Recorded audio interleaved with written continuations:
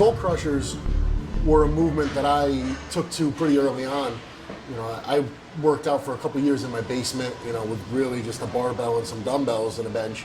So I didn't really have a whole lot to choose from. You know, when it came to exercise, I couldn't use, you know, different machines or whatever. I had a book that pretty much told you everything you could do with dumbbell and barbells. And to be honest, there's a lot you can do. If you have the patience and you want to be creative, you can accomplish anything, you know, with just a barbell and some dumbbells, a bench. Not having ropes, not having a lot of stuff, I've needed a good movement for triceps, so Skullcrushers ended up being that movement. And it took me a little bit of time to get the proper coordination for the movement. And a lot of times when I saw the movement illustrated, I would see guys bring the bar right to their forehead, and I found that put a little bit of undue stress on my elbows, and that if I would bring the bar a little further back, more to the crown of my head, and try to keep my triceps stationary and just move my forearms, that worked a little bit better for me. And when I really got the hang of it, and the weight that I was moving started to go up on that exercise, the size of my triceps just went through the roof. And it's at that time when I realized the importance of a big tricep, and that you could have huge biceps, but without the tricep, your arm really won't look that impressive.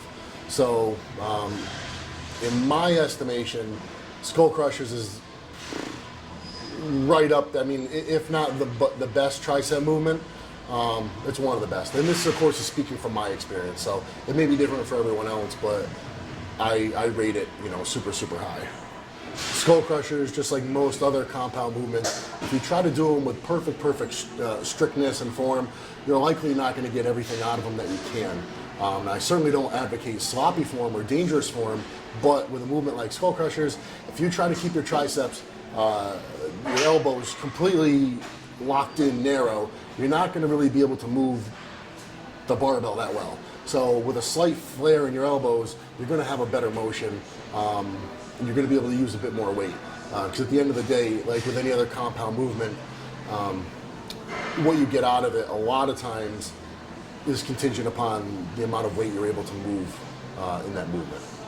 For some of your younger guys out there who, you know, I'm sure your joints feel great and you're super enthusiastic when you go in the gym, you may feel more inclined to stick with a lower rep range. I speaking from experience, when I was younger, I had no problem doing, you know, reps of, you know, 4 to 6.